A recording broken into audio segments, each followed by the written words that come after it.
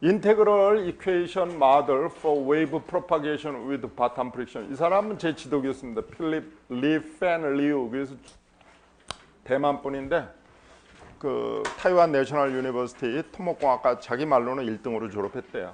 그래서 MIT 가서 석사, 박사 하시고 코넬 대학교에 27살에 교수로 와가지고 한 40몇 년 하다가 작년 8월 말서부터 싱가포르 국립대학교 연구 담당 부총장으로 왔습니다.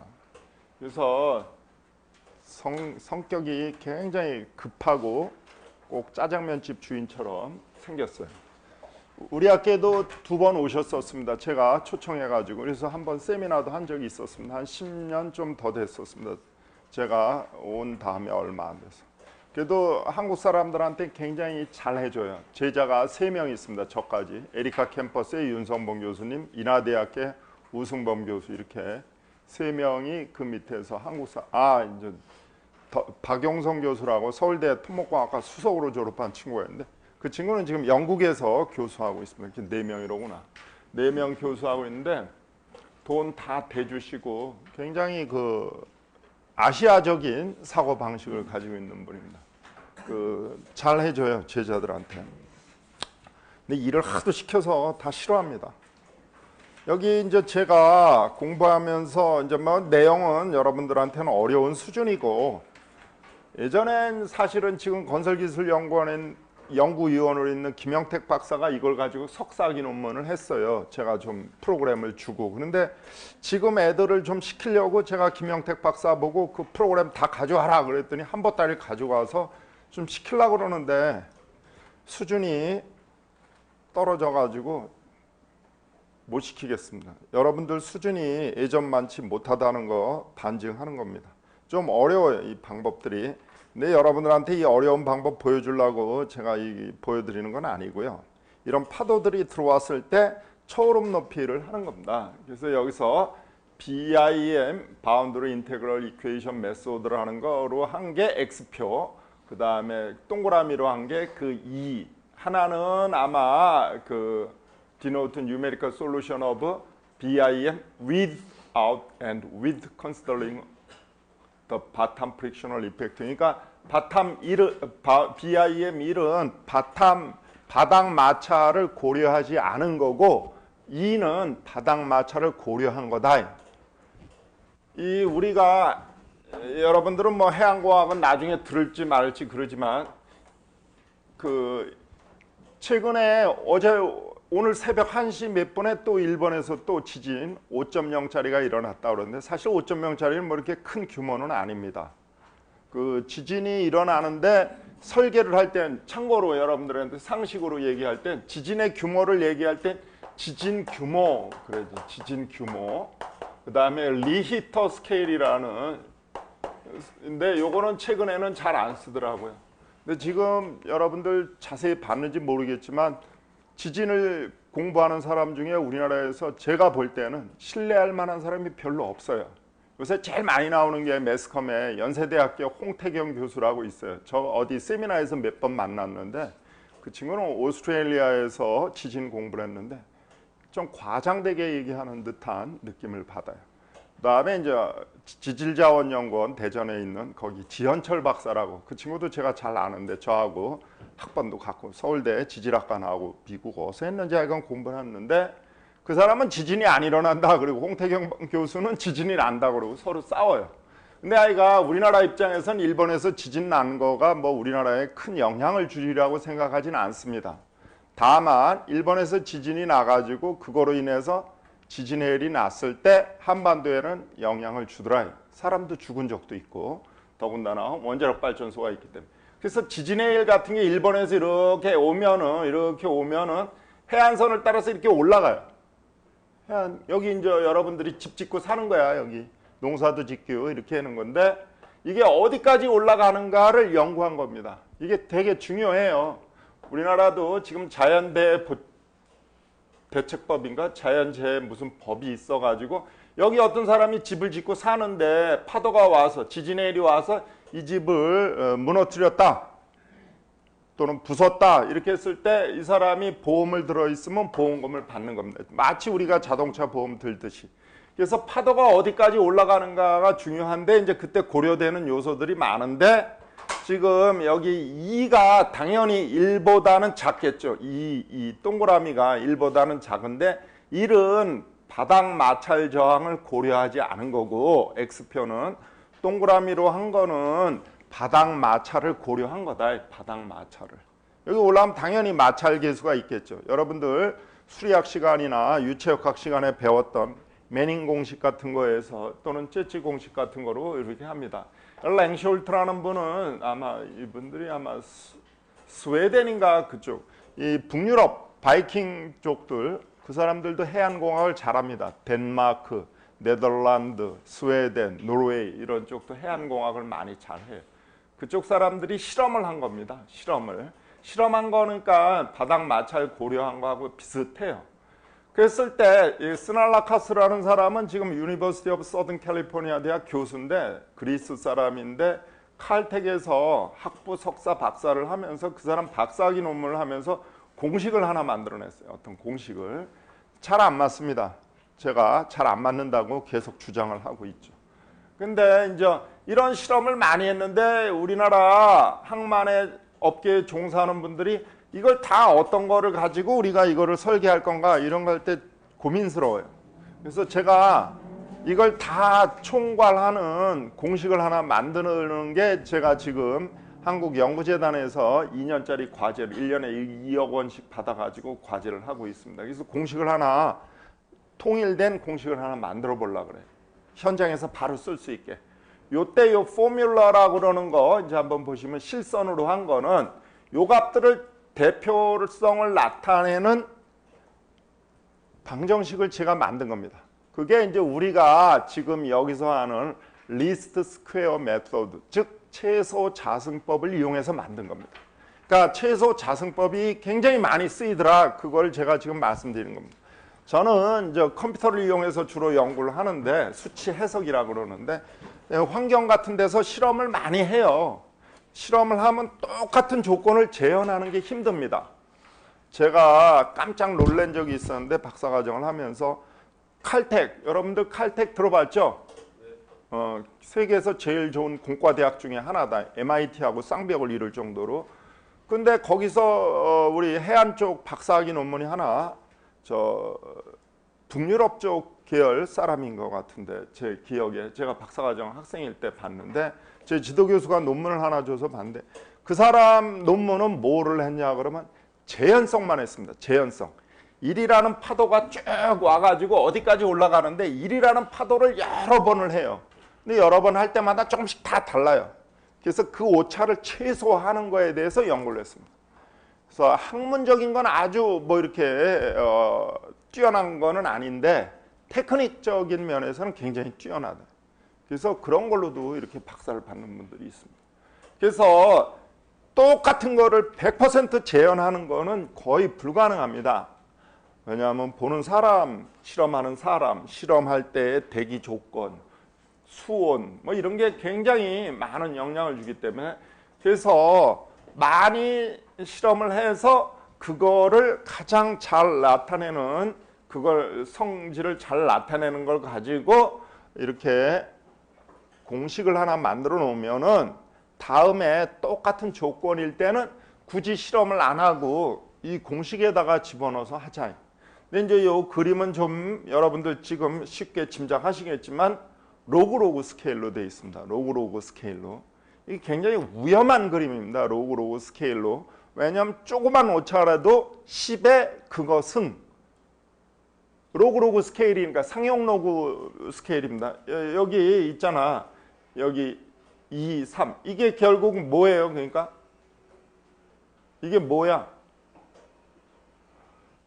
이거 상용 로그고 이거 상용 로그라는 거 여러분들 금방 알겠죠? 한번 그 실증을 보여주는 겁니다. 여기 또 다른 그림이 있습니다.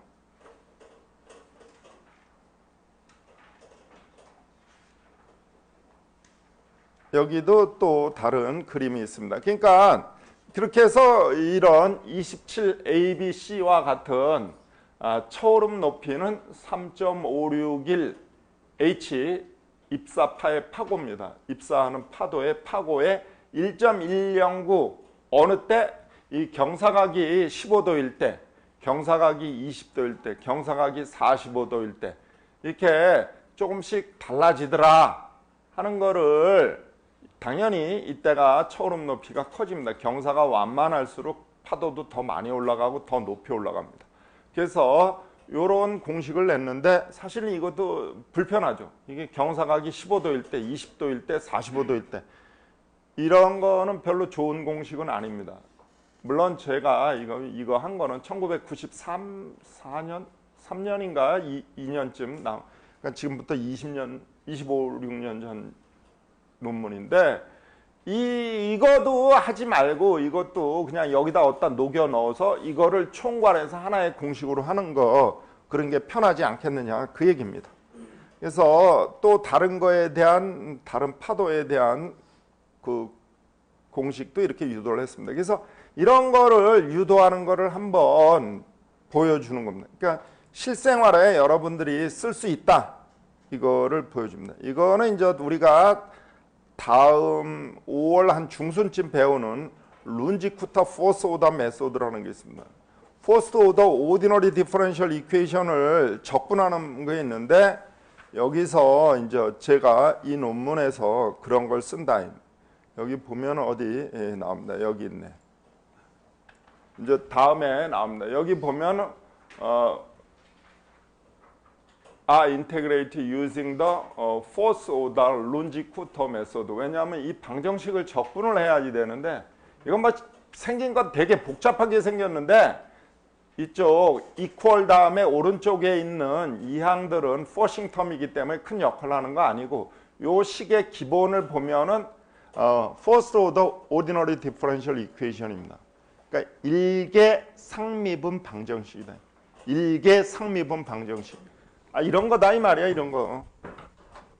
dy dx 플러스 a y equal 뭐 something 숫자 상수항 뭐 이 정도를 우리가 적분하는 건데 물론 해석적으로 적분이 안 되니까 지금 여기서 수치적으로 적분하는데 우리가 이제 제일 많이 쓰는 게 방법 중에 하나가 룬지쿠터 포스 오더 메소드입니다.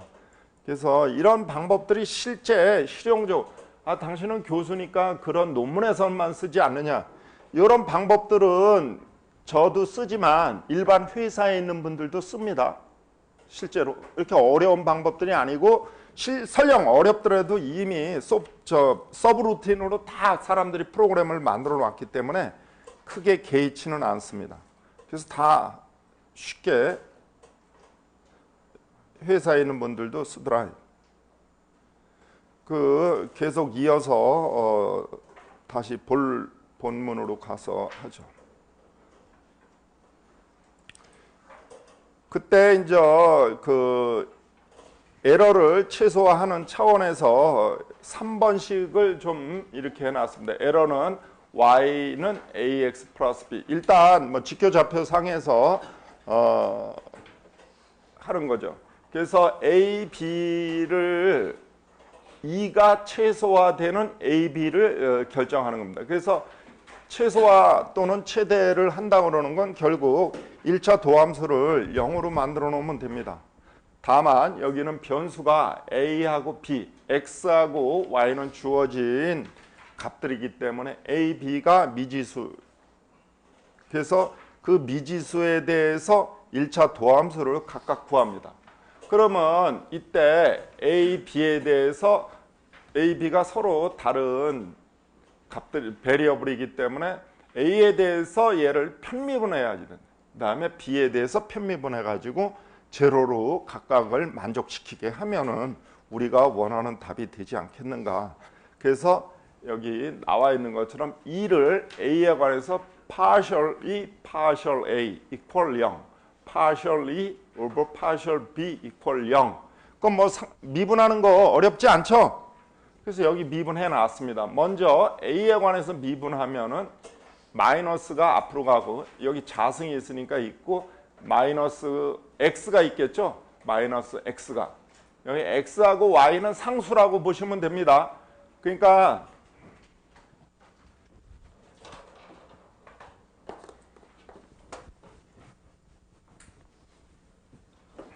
여기 서메이션 있고 yi 빼기 axi 마이너스 b의 자승이 2가 된다. 그래서 파셜 2, 파셜 a는 0. 이거를 만족시키는 거는 얘를 저걸 하면은 이 서메이션 2가 앞으로 간 겁니다. 서메이션 yi 빼기 axi 마이너스 b 이렇게 됐는데 우리가 지금 a에 관해서 편미분을 했기 때문에 계수가 마이너스 xi인데 마이너스는 이제 앞으로 보냈는데 xi를 여기다가 붙일 수는 없더라 이 말. 그래서 i는 0서부터 i는 뭐 n까지인가? n까지 이렇게 가 있기 때문에 얘의 종속되어 있기 때문에 xi는 여기 안에다가 집어넣었을 뿐이다. 이거는 뭐 이제 차례대로 정리하면 되죠. 그 다음에 이제 파셜 2, 파셜 b 이퀄 0 얘를 또 해야지 된다. 그래서 이거 앞으로 가고 이 앞으로 가고 파셜 서메이션 그대로 쓰면 되죠. yi 빼기 axi 빼기 b 이렇게 해놓고 이 마이너스가 있으니까 얘도 마이너스를 또 앞에다 붙여놓는다. 그래서 이퀄 0, 이퀄 0. 그래서 우리가 구하는 게 A하고 B입니다. 그럼 2원 1차 연립방정식이 됐으니까 미지수는 A, B고 미지수가 2개고 식이 2개니까 우리가 바로 풀어낼 수가 있습니다. 그래서 A, B를 풀어놓으면은 거기 이제 정리를 하면은 됐는데 A, B에 대해서 여기 정리를 해놨다. 그러면 A, B는 미지수 2개고 식 2개니까 A, B에 대해서 우리가 풀을 수가 있죠. 뭐 그 크레머의 룰을 이용해서 A는 뭐 코에피션트 매트릭스의 디터미넌트 분의 A의 계수 대신에 이걸 집어넣고 B의 계수는 그냥 놔두고 우리가 바로 구할 수 있고 나머지 또 B도 같은 방법으로 구할 수가 있습니다. 그래서 우리가 뭐 하는 것 자체는 별로 어렵지는 않더라. 그래서 이제 이런 데이터 세트가 있습니다. For the function fx equal ax plus b, the data 11, 23, 34, 46, 55 lead to the overdetermined system. overdetermined라는 거는 지난번에도 수업 시간에 제가 몇 번 말씀드린 것처럼 지금 미지수는 사실은 직선의 방정식을 이루는 A하고 B가 미지수입니다. 얘가 Y라 그래도 마찬가지예요. 이거 Y나 마찬가지예요. 미지수는 A, B인데 우리가 A, B를 구하려고 그러면 점 세트가 2개가 있으면 되죠. 우리 배운 거잖아. 중학교 때서부터, 초등학교 때서부터 최근에는 배웠습니다. 미지수 2개니까 2개의 미지수를 결정하기 위해서는 2개의 점 세트가 있으면 되지 않겠느냐. 네, 여기는 지금 5개가 나와 있습니다. 5개. 이게 실용적인 문제다. 2개가 있는데 2개를 구하라. 그거는 실용적이지는 않습니다. 학교에서나 나오는 거지. 그래서 5개가 있는데 아까 제가 논문 보여드린 것처럼 5개가 있는데 이 5개를 가장 잘 만족시키는, 가장 잘 나타내는 직선의 방정식을 구하라 이겁니다. 이렇게 미지수보다 점 세트가 많은 경우를 오버 디터민드라고 그러고 만약에 미지수보다 점 세트가 적은 거를 언더 디터민드라고. 언더 디터민드. 그래서 지금 이 6장에서 다루는 건 거의 100% 오버 디터민드 프로블럼을 다루는 겁니다. 점 세트가 10개가 주어져 있는데 그걸 가장 잘 나타내는 직선의 방정식을 구하라든지 아까 제가 말씀드렸습니다. 그걸 뭐하러 하느냐. 다음에는 이 똑같은 실험, 똑같은 케이스를 다시 반복하지 않고 구해진 직선 또는 뭐 곡선의 방정식 뭐 아니면 로그 또는 세마이 로그 스케일에서의 직선의 방정식에다가 값을 넣어서 우리가 원하는 값을 구하는 그런 아주 간단한 식을 만들어내는 거죠. 그래서 한번 이 5개의 점 세트를 지나는 직선의 방정식을 한번 생각을 해보자.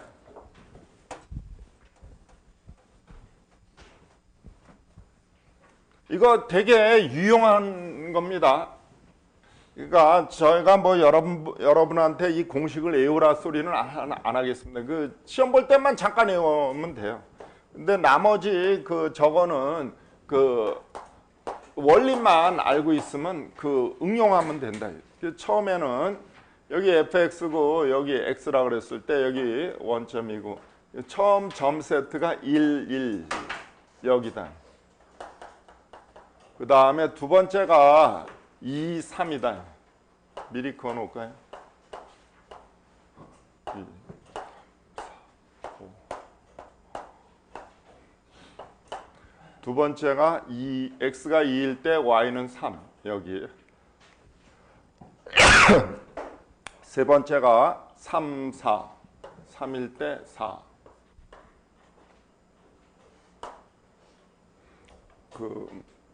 4일 때 6, 4일 때 6입니다. 여기. 그 다음에 5일 때 5. 점이 좀 스캐터드 돼 있어서 여러분들이 보기에도 하나의 직선을 가지고 이 점 5개를 다 통과시킬 수는 없습니다. 그래서 어떤 실험을 했더니 이렇게 나왔다. 이렇게. 그럼 여기에 지금 x값은 안 주어져 있지만 x값이 예를 들어서 3.5일 때 fx 값은 얼마냐 이걸 물어볼 수가 있다. 이 말. 다음에 이 실험에 비록 x 3.5는 안 했지만 x가 3.5일 때 fx는 얼마냐 그럼 또 실험을 해야지 되죠. 근데 실험을 안 하겠다. 그래서 이거를 이 점 5개의 성질을 가장 잘 나타내는 직선 또는 곡선의 방정식을 구하는데 예를 들어서 이런 직선의 방정식을 우리가 구했다. 그랬을 때 이걸 어떤 식으로 구하는 거냐? 이 구한 직선에 여기서 이렇게 연직선들을 하나씩 전부 내리거 가지고 그거에 이 길이의 합이 최소화되게.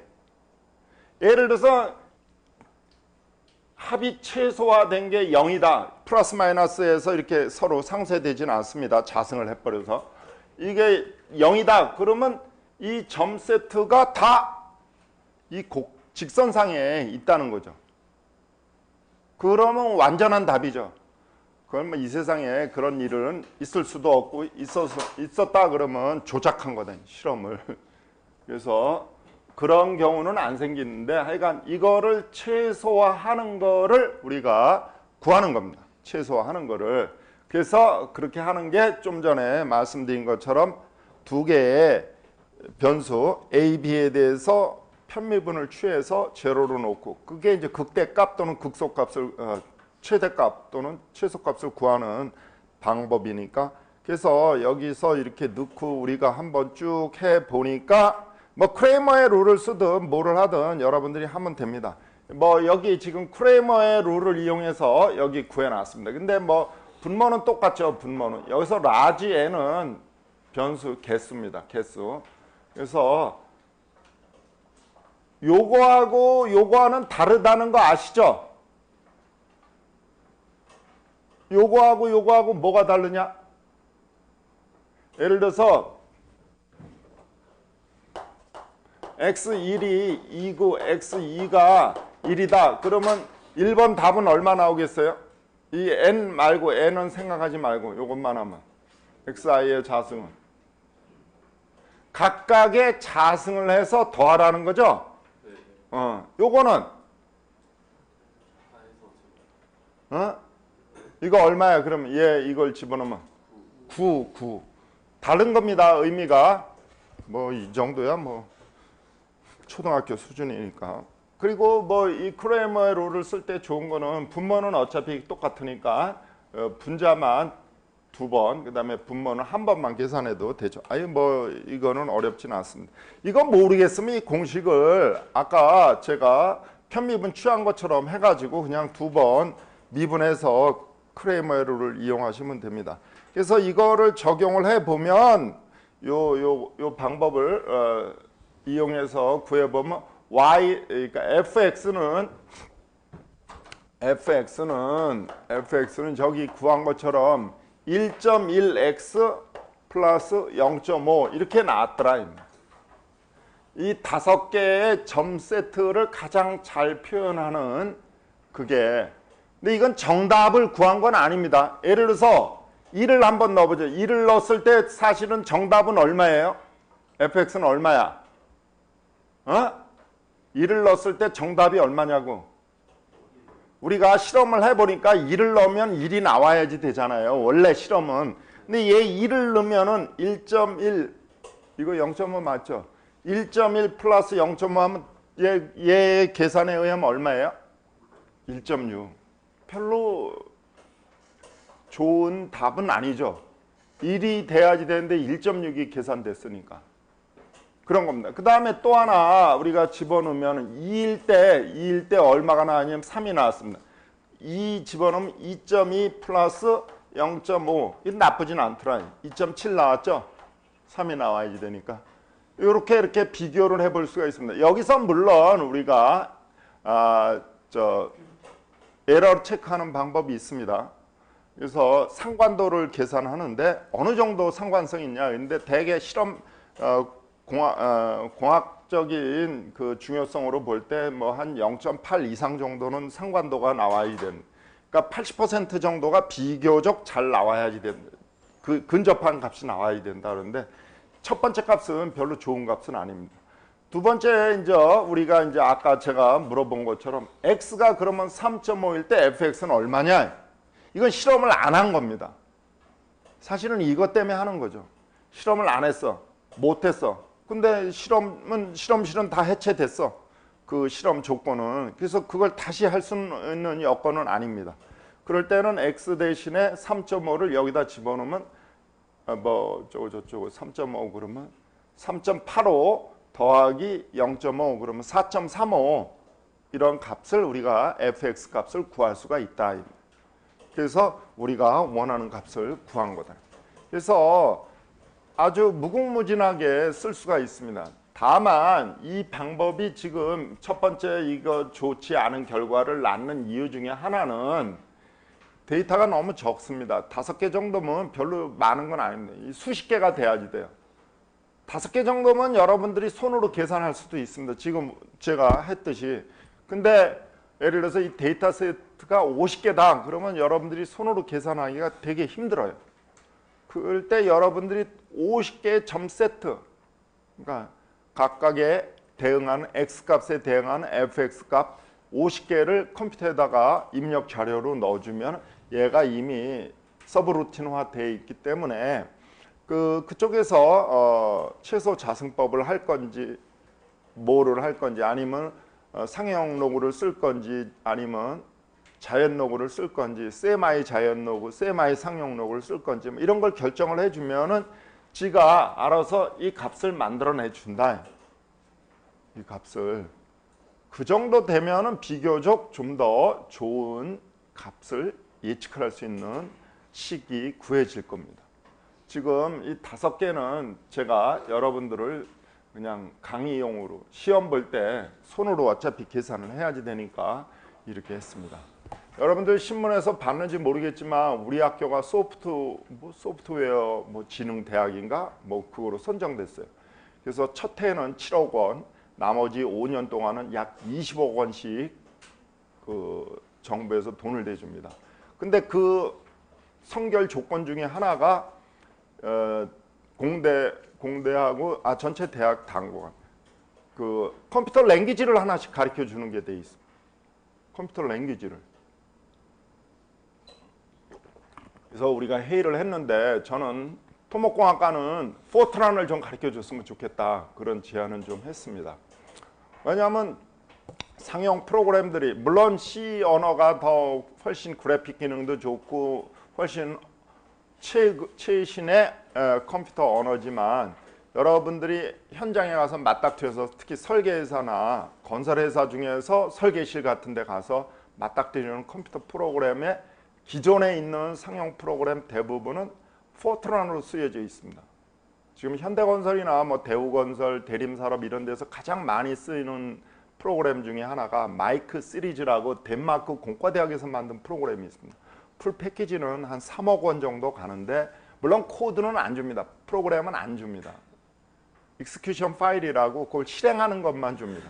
그래서 이걸 고쳐달라 그러면 그쪽에서 고쳐줍니다. 덴마크 공과대학에서 돈 받고. 그게 이제 덴마크 공과대학 손을 떠나서 어떤 회사가 할 건데 그 에이전트가 고쳐주는데 그런 프로그램들이 다 포트란으로 쓰여져 있더라고요.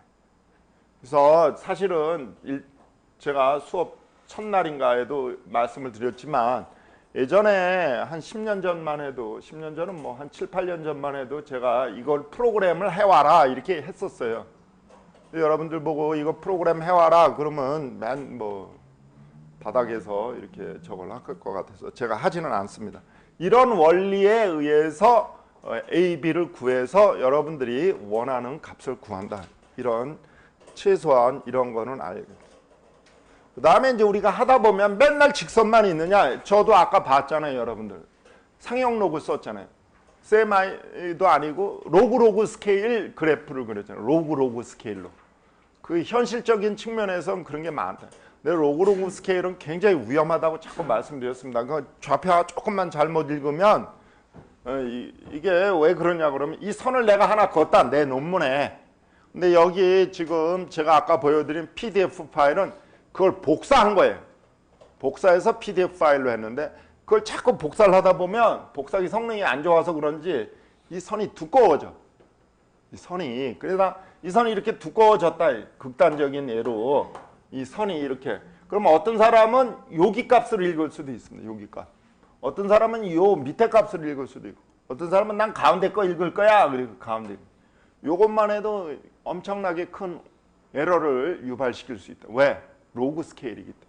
이게 10의 몇 승 이렇게 되는 거기 때문에. 그래서 주의해야지 됩니다. 주의해야지 돼. 왜냐 그러면 이게 그런 게 어디 있어요? 그러는데 그 항만 및 어항 설계 기준이라는 게 있습니다. 우리나라에서 항만공사를 어항공사를 하려고 그러면 그 매뉴얼을 따라서 시공을 해야지 되는데 거기에 이런 도표가 엄청 많아요. 그게 누가 한 거냐면 미국 육군 공병단에서 하는 실험들입니다. 그러니까 그걸 복사해다 쓰는 거예요. 그러니 저렇게 선들이 두꺼워져서 자꾸 에러를. 그래서 수정 작업을 하고 있습니다. 그 첫 번째 거를 한번 보시죠. y는 a e to the 베타 x 이렇게 나와요. 두 번째 거는 y는 ax 베타. 세 번째 거는 y는 베타 플러스 x분의 알파. 이게 알파냐 a냐 제가 헷갈리는데 이게 베타니까 알파를 쓴 게 비슷하지 않을까? 근데 a네. 잘못 표현된 거. 그러니까 먼저 지수함수를 보죠. 지수함수. 이거 고딕체로 써야지. 수학적인 노테이션은 트레디셔널하게 고딕체로 씁니다. 근데 여긴 지금 이탈릭체로 쓰여져 있는데 이렇게 돼 있는 거는 양변에 자연 로그를 씌우는 게 좋다. 얘 자연 로그 2가 얼마예요? 내추럴 로그 2는 얼마야? 이거 얼마냐? 1. 내추럴 로그는 베이스가 밑이라고 그러죠? 베이스. 이게 2다. 2가 생략된 거다. 그래서 내추럴 로그. 그래서 이거 1이고 상형 로그는 밑이 얼마? 10인데 우리가 생략하니까 이때는 여기가 10이면 이게 얼마예요? 1.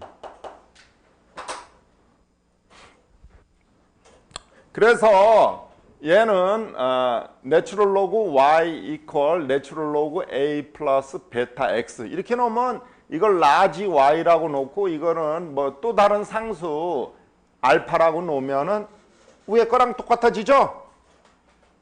y는 fx는 ax 플러스 b하고 똑같아지잖아요. 생김새가. 그렇죠? 이 ln(y)를 라지 y라고 놓으라. 여기서는 z라고 놨는데 라지 y라고 놓으면은 뭐 똑같아지는 거고, 두 번째 식은 상형 로그를 취하면 된다. 상형 로그를 취하면 된다. 그래서 여기도 지금 상형 로그를 취했습니다. 상형 로그를 취하면 또 똑같아지고, 그다음에 마지막으로 이것도 이렇게 분리한 다음에 이렇게 놓고 다음과 같이 해서 하면은 다 우리가 할 수 있고, 이렇게 해서 구한다면 다시 원래 함수로 복귀시켜 놔야지 됩니다. 그러니까 예를 들어서 점 세트를 주고, 제가 이렇게 점 세트 5개를 주고 아무렇게나 줘도 여러분들이 할 수 있어야지 돼요. 아무렇게나 주고. 지금 여기는 세 번째 형태로 y는 베타 플러스 x분의 a의 형태의 적합 곡선을 구하라. 대개 이렇게 시험 볼 때 5개 정도면 여러분들이 손으로 계산하실 수 있습니다. 야, 거기 솔루션 그렇게 좀 읽어볼래? 1과 같이 설명하였을 경우 u는 xy로 주어진 자료를 uy의 형태로 다시 쓰면 다음과 같이 된다. 그거 다시 쓰니까 이렇게 된 겁니다. 그 좌표를 이 주어진 값을 바꿔줘야지 돼요. 또 그 다음에 직선에 대한 최소자승법 공식에서 이거이므로 식을 풀면 최소자승 직선에 대한 계수는 다음과 같이 얻어진다. 뭐 이거는 뭐 굳이 분수로 쓰면 복잡하니까 소수점 이하 셋째 자리까지 해서 A는 1.673, B는 0.192 이렇게 나왔습니다. 그렇게 해서 우리가 실제로 원하는 거는 베타 알파인가 보네. 알파를 구하면은 베타는 약 마이너스 5.198, 알파는 마이너스 8.696 이렇게 나와서 y는 마이너스 x 마이너스 5.198분의 8.696 이렇게 나왔다. 그러면 여기 x, y에다가 여기 값을 넣어서 한번 비슷한가 보죠. 처음에 x가 1을 넣었을 때 y가 1이 돼야지 되죠. x가 1을 집어넣으면 얼마가 돼? x가 1 집어넣으면 얼마가 돼? 여기서 한 2 가까이 되죠. 2. 이게 정확한 거냐 안 정확한 거냐 여러분들이 직관적으로 볼 때 별로죠. 원래 x가 1일 때 y는 1이었잖아요. 여기 주어진 데이터 세트에서. 이게 별로 안 좋은 겁니다. 그러니까 아마 제가 확신하건대 여기서도 마찬가지예요. 아까도 여기 1일 때는 별론데 2 때는 맞았는데 그나마 두 번째, 세 번째, 네 번째, 다섯 번째는 약간 이렇게 경향을 가지고 있는데 1번만은 이렇게 떨어져 나와 있어요. 그래서 우리처럼 이렇게 능수능란한 사람들은 이런 데이터를 할 때 예를 들어서 실험을 했어요. 실험을 막 했는데 이렇게 막 여기 막 했는데 하나가 여기 와 있다. 이런 거는 실험이 잘못된 거라고 판단을 합니다. 우리가.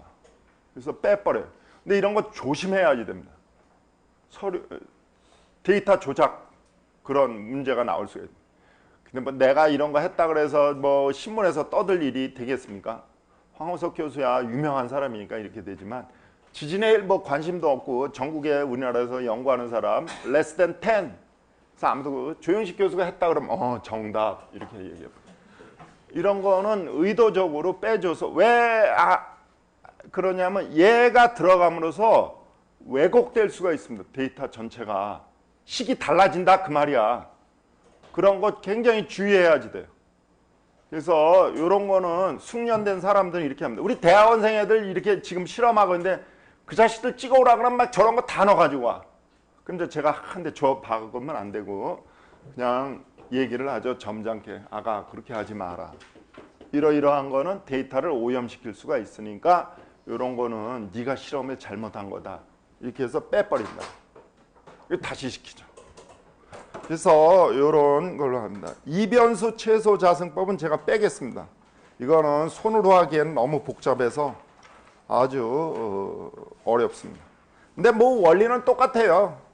변수가 3개가 되니까 3번 편미분해가지고 제로로 놓고 3원 1차 연립방정식 크레이머의 룰을 이용해서 하는 건데 거의 잘 안 씁니다. 근데 여기 이 정도는 여러분들이 수치해서 제가 강의하는 게 아니더라도 그냥 상식적으로는 알아놓으세요. 혹시라도 회사 갔을 때 야, 이거를 가장 잘 만족시키는 직선의 방정식 또는 곡선의 방정식을 한번 구해봐. 그리고 왜 과장이나 부장이 시켰을 때 절 모르겠는데요. 그럼 집에 가서 애기 봐야지. 그러니까 이 정도는 제가 볼 땐 뭐 수치 해석이 아니고 공과대학 그냥 졸업한 기본 상식으로. 알았지? 학생들도 시어머니가 아가 일로 와 그래가지고 이거 채소자승법을 이용해서 한번 구해봐 이렇게 말씀하셨는데 어머니 저 채소자승법 몰라요. 그게 뭐 혼수 품목인가요? 그러면 쫓겨난다. 근데 너 어디 가냐 또 아유 저 저질. 그러니까 여러분들을 현장 가면 옛날엔 술 많이 주고 그랬는데 요새는 술 안 준다고 그러더라고. 저 때는 술을 많이 줬었어요. 그래서 토목공학과 나오면 술 잘 먹는다. 나도 어디 회의 가면 우리 조영식 교수는 술 되게 잘하시게 생겼다고. 저는 맥주 반 잔만 먹으면 그냥 핑 돌아가지고 잠을 자야 되는데 별로 좋은 건 아닙니다. 공부하는 사람들한테. 뇌세포를 파괴시킨대. 가뜩이나 시원찮은 뇌를 가지고 있는 여러분들인데 그나마 또 파괴를 시켰으면 어떡하겠냐. 먹지 마.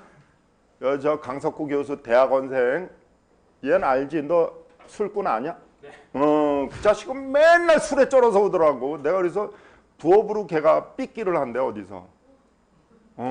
그래서 맨날 술에 쩔어와. 근데 대학원 오더니 철들었어. 술 안 먹더라고 요새. 코가 매일 빨겠어. 아, 정말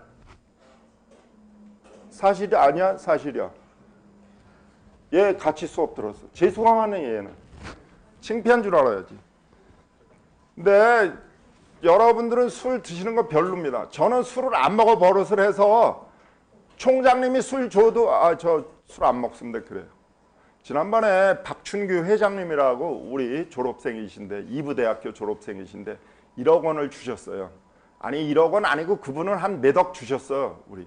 근데 그때도 또 1억 원 아니고 원래 한 3천만 원만 주고 그걸로 때우려고 그랬었는데 여기 우리 기념식 하는데 와가지고 뭐 이렇게 약간 우리가 부추겼더니 연단에 올라가시더니 내가 1억 또 주겠다고 그래가지고 제가 총장님 모시고 그분 사무실을 갔어요.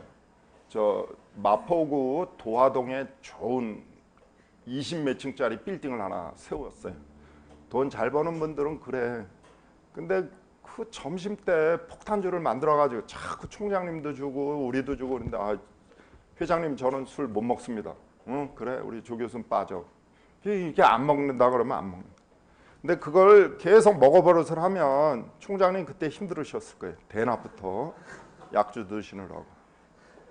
그래서 여러분들도 회사 생활할 때 안 먹을 거면 먹지 마세요. 저처럼. 다음 오디너리 디퍼런셜 이퀘이션. 빨리빨리 진도 나가야지 된다. 빨리빨리. 그래서 진도 빨리 나가면 제가 하루 시간 내서 산티아고 갔다 온 거를 한번 보여줘야지. 그래서 여기서도 한 반 정도가 가게 해야죠. 우리가 이제 편미분 방지. 내가 밥 먹고 하는 일의 90%는 뭐라고? 내가 밥 먹고 하는 일의 90% 뭐라 그랬어? 회의 참석하는 일이지 뭘.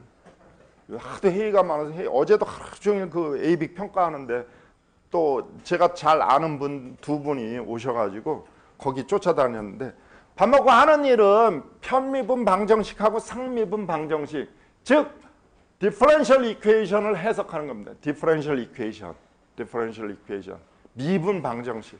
제가 학교 다닐 때는 1학년 때는 뭐라 그러더라? 그냥 캘큘러스 그래서 1, 2. 2학년 때는 미분 방정식 1, 2. 3학년 때는 공업수학 1, 2. 그래서 수학을 3년 동안을 수학을 배웠었어요. 그래서 한양대학교는 전국에 다 알려져 있어. 수학을 제일 많이 강의하는, 제일 많이 가리키는 학교다. 그래서 제가 1학년 때는 수학을 A+, 2학년 때는 A+, 3학년 때는 A+. 그래서 2학년 1학기 때만 A를 맞았어요. 그래서 왜 A를 맞았냐? 수학을 제일 잘하는 제가 문제를 잘못했어요. 문제를 제가 가서 따졌습니다. 교수님한테. 그랬더니 이거 문제가 잘못됐다고 결론이 냈어요. 그 다음에 대학원 때 또 공업 수학을 해요. 제가 그래서 100점 만점에 99점을 받았습니다. 저하고 전자공학과 한 명하고. 여러분들은 행운이다. 수학을 이렇게 잘하는 사람한테. 그러니까 부전공도 응용 수학을 하지. 그 오디너리 디퍼런셜 이퀘이션을 해석을 해요. 근데 오디너리 디퍼런셜 이퀘이션은 많지는 않습니다. 그렇지만 아까 제가 보여드린 것처럼 이렇게 논문을 쓴다든지 실용적인 문제에서 이렇게 맞닥뜨릴 때가 있어요. 그러니까 제가 아까 말씀드리지만 밥 먹고 하는 일이 편미분 방정식하고 상미분 방정식을 해석하는 건데 그 해석하는 게 100이라 그러면 95%는 편미분 방정식을 해석하고 5%는 상미분 방정식을 해석을 해요. 그게 전 세계 공학도들이 밥 먹고 하는 일들입니다. 특히 교수들도.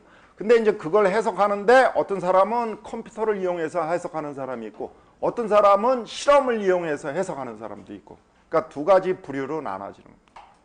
그러니까 아까 제가 잠깐 말씀드렸지만 던디대학교에 박용성 교수라고 있습니다. 그 사람이 서울대학교 학부 95학번인데 수석 졸업을 항상 이력서 위에다가 쓰더라고. 서울대학교 토목공학과 수석 졸업. 그래서 그 하고 제 지도교수한테 가서 박사를 받았는데 그 사람은 밥 먹고 매일 실험만 해요. 실험. 그래서 우리 지금 실험하는 것도 저는 실험을 잘 몰라요. 솔직히 말씀드려서. 우리 애들이 나한테 막히면 박용성 교수한테 이메일 보냅니다. 박 교수님 이렇게 결과가 나왔는데 제대로 가고 있는 겁니까? 그럼 박용성 교수가 코멘트를 해서 보내줍니다. 공짜로 코멘트해서 보내주는 건 아니고요. 우리가 같이 공동으로 연구하는 과제가 있습니다. 저희가 1년에 한 1,000만 원 정도 거기서 쓰고 우리가 9천만 원 쓰고 그렇게 공동으로 하는 연구 과제가 있습니다. 그래서 그 실험을 하는 사람은 실험, 수치 해석을 하는 사람은 수치 해석 크게 두 부류로 나눠요. 예를 들어서 홍익대학교에 있는 이승호 교수라고 우리 한번 수리학 강의한 적이 있었을 건데 여기 91학번 박도희 교수 1년 후배지. 그 친구는 조지아텍에서 수리학으로 박사학위를 받았는데 평생을 실험만 했습니다. 실험. 그러니까 그런 친구들이 필요해요. 가끔은. 왜냐하면 그다음에 이제 우리 졸업생인데 84학번에 이종인 박사라고 원래 건설기술연구원에 있었는데 전남대학교 여수 캠퍼스에서 실험실이 굉장히 큰 게 있어요. 국토교통부에서 만들어준. 근데 그걸 운영할 사람이 없어. 실험을 하는 사람이 없어. 그래서 이종인 교수를 스카우트해 갔습니다. 거기서 우리 학교 교수로 좀 와주십사. 왜냐하면 그 친구는 평생 실험만 했어요. 그래서 실험을 제일 잘해요. 제가 아는 우리나라에 있는 사람들 중에서는. 그러니까 그렇게 두 가지 방법이 있는데 여기서 제가 말씀드리는 거는 저처럼 컴퓨터를 이용해서 수치 해석하는 사람들의 가장 기본이 되는 내용을 강의하는 겁니다. 이거 했다 그래서 저처럼 수치 해석 잘한다. 천만의 말씀. 이거 하는 거는 그냥 100 중에 0.001 정도 시작했다 이렇게 생각하시면 됩니다. 그래서 먼저 Ordinary Differential Equation을 적분하는 방법을 우리가 미분방정식을 푼다, 해석한다는 건 결국 뭐예요? 적분한다는 거죠. 여러분들 보고 내가 시험 문제 다음 미분방정식을 해석해라, 풀어라. 그럼 dy, dx는 x 이렇게 해놓으면 여러분들이 답을 어떻게 써? 2분의 1 x 자승 플러스 c 인테그럴 컨스턴트 어쩌고 저쩌고 이렇게 쓰지 않겠어요? 이렇게 한 거는 얘를 풀었다는 얘기죠. 이거는 이제 정답입니다. 해석해다. Analytical Solution. 이런 거는 우리가 안 다룬다. 그 해석해 구하면 되지 뭐하러 그걸 컴퓨터를 이용해서 머리 아프게 해석하냐. 그래서 이런 걸 못하는 게 많습니다. 아까 제가 보여드렸던 식들. 그런 것들은 못한다. 그래서 그런 거를 다루는 거를 얘기를 하는 겁니다. 그래서 Ordinary Differential Equation. Ordinary Differential Equation 노테이션은 D라고 그러잖아요. D. 또 많이 이제 여러분들이 헷갈리는 게 하나가 Y는 X를 미분하시오. 미분하시오. 그럼 원래 미분하는 거의 정답은 DX는 DY입니다. DX는 DX, DY는 DX. 이렇게 해야지 미분한 거야. Y를 미분하면 DY가 된 거고요. X를 미분하면 DX가 되는 거예요. 예? 근데 이제 우리가 편의상 dy 오버 dx는 1 이렇게 쓸 뿐이죠. 예? x를 미분하면 x가 dx가 되고 y를 미분하면 dy가 되는 거예요. 이렇게 미분한 이게 원래 아니고 이건 편의상하고 이걸 또 더 귀찮으니까 y 프라임은 1 이렇게 쓰는 것뿐일 뿐입니다. 그래서 우리가 이제 한번 이런 거를 보죠. Most fundamental law of science are based on the models that explain variation in physical property of and states of system. 뭔 말인지 모르겠네. 하여간. 이상하게 어려운 말로 해놨습니다. 그래야지 여러분들이 아 이거 어렵구나 이렇게 느끼게 하려고. 그래서 이제 기본적으로 우리가 다음과 같은 이계 상미분 방정식을 한번 해서 이거 여러분들 이런 식 어디서 나와요? 우리 토목공학에서 어디서 나와? 이거 어디서 나와? 이계 상미분 방정식 어디서 나와? 야, 제가 모르겠습니다 그랬냐? 잘 모르겠습니다 그랬냐? 왜 잘 몰라요? 이것도 야 이거 어디서 나와? 아 배웠잖아 이런 거. 고체역학 어디서? 미친 어? 변형률보다 그 처지 뭐 그런 거 할 때 나오잖아. 아이씨 알지? 아휴. 야 니네 솔리드 메카닉스하고 그러니까 2학년 때 하긴 내 딸년도 공부하라 그러면 안 하니 뭐 니네들 뭐 공부하라. 솔리드 메카닉스하고 플루이드 메카닉스만 잘하면 뭐 토목공학은 거저 먹기지.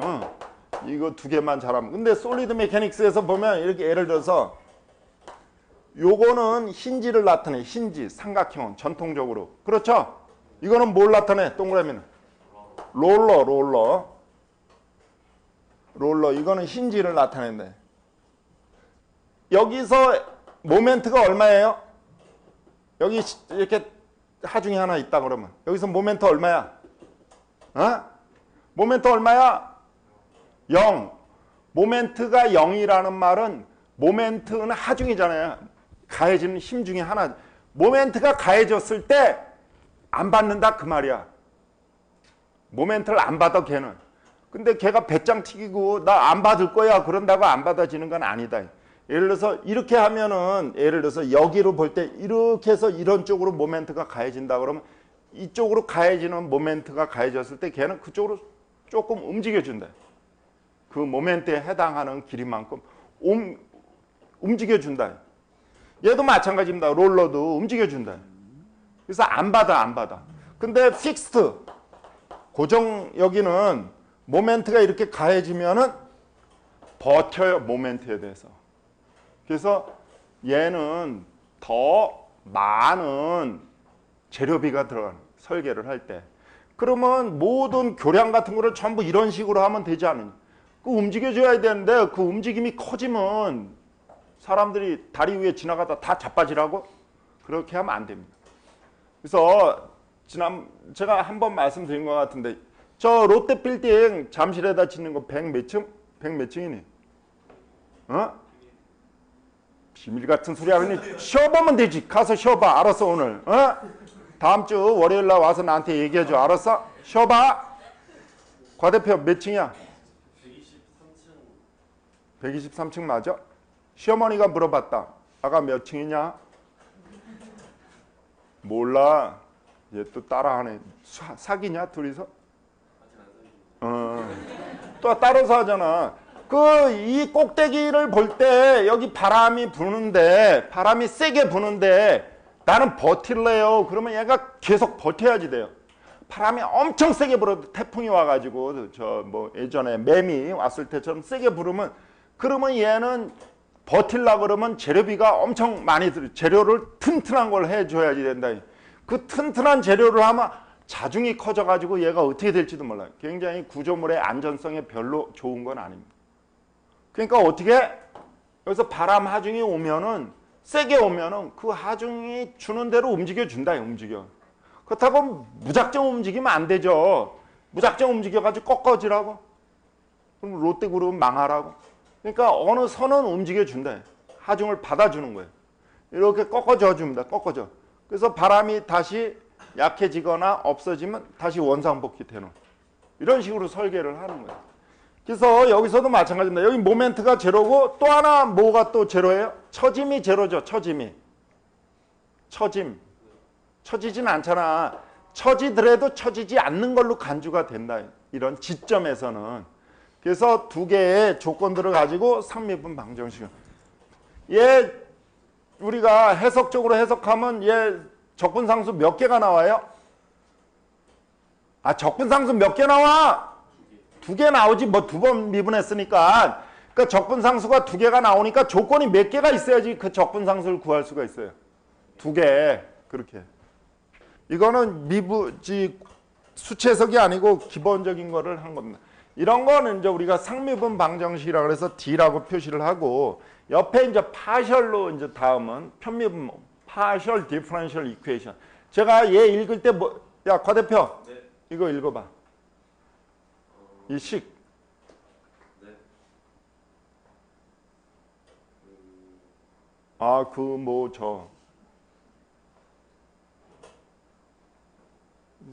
술 먹지 말라니까. 진짜 알았는데 까먹었습니다. 야, 영어야. 네가.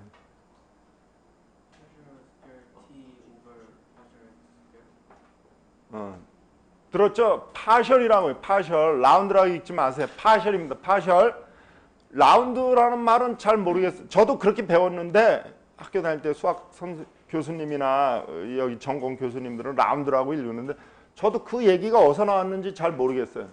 그래서 좀 의구심이 드는데 아마 일본 쪽에서 나온 게 아닌가 그런 생각은 좀 합니다. 미국 사람들은 절대로 라운드라는 말은 그냥 라운드 그건 줄 알아요. 그래서 얘는 파셜이라고 읽는데 기호를 우리가 이렇게 하고 이때 변수는 t는 x하고 y의 함수죠. 2개가 변수가 되는 거죠. 여기서는 y는 x만의 함수다. 그래서 하나일 때. 그래서 다른 거죠. 그래서 편미분 방정식에 의해서 지배되는 게 훨씬 자연현상이 많습니다. 오늘 아침에 유수하면은 일기예보를 해요. 기상 캐스터들이 이쁜 아가씨들이 나와서 맨날 그 이쁘지 않으면 내보내지도 않아. 오늘 날씨는 어떻고 이쪽에서 바람이 불고 남부지방에는 뭐 30에서 80mm 정도의 비가 내린대요. 어떻게 알아 걔네들이 비가 내리는지. 어떻게 알아 걔네들이 비가 내리는지. 어떻게 알겠어? 예측을 한대. 걔네가 무슨 예측을 해? 전화 받은 거지. 기상청에서 알려줬다. 기상청 애들은 그걸 어떻게 아냐? 전국에 할아버지 할머니 경로당에 전화를 해가지고 할아버지 신경통 어떠세요? 전화를 해가지고 물어봐서 여쭤봐서 그걸 가지고 종합해서 의견을 내냐. 그렇지 않다. 편미분 방정식을 해석하는 거예요. 편미분. 지구 대기 전체를 넣어가지고 편미분 방정식을 해요. 그러니까 슈퍼컴퓨터 사줬다고 일기예보를 무조건 맞추라는 거는 어불성설. 그 컴퓨터 프로그램이 좋은 프로그램이어야지 되고 거기 들어가는 데이터가 좋은 양질의 데이터가 들어가야지 나옵니다. 물론 슈퍼컴퓨터도 그중에 한 역할을 합니다. 뭐냐면 더 빠른 계산 더 빨리 해요. 예를 들어서 우리가 지금 일본에서 지진의 일이 생겨가지고 동해를 건너온 대개 900km로 보는데 건너와서 우리나라에 영향을 주는 걸 우리 애들이 컴퓨터 데스크탑 컴퓨터 요새는 좀 좋아졌지만 돌리면 하루 종일 정도 걸려요. 그러니까 케이스가 10케이스다 그러면 10번을 돌리려고 그러면 예를 들어서 100시간이 필요한데 그 힘드니까 그냥 컴퓨터 10대에다 다른 케이스를 한 번씩 이렇게 돌리고 그렇게 하는데 그거를 슈퍼컴퓨터로 하면 그거는 5분 정도면 계산될 겁니다. 아마 5분 정도면. 5분도 안 걸릴지도 몰라요. 그렇지만 기본적으로 들어가는 시간이 있습니다. 그러면 더 많은 계산을 할 수 있고 더 용량이 큰 걸 계산할 수가 있기 때문에 좋은 컴퓨터는 필요합니다. 뭐 현대자동차니 뭐 이런 데들도 삼성전자 당연하고 좋은 컴퓨터들이 있습니다. 그래서 좋은 컴퓨터를 가지고 만드는 데가 미국의 크레이사하고 일본의 후지츠라고 슈퍼컴퓨터를 만드는 데서 우리나라는 아마 후지츠 거를 주로 쓰다가 지금은 미국사로 바꿨다고 제가 얘기는 들었습니다. 여기 그래서 상미분 방정식하고 편미분 방정식을 해석을 합니다. 여기 이후에는 제가 다음 시간에 강의를 하겠습니다.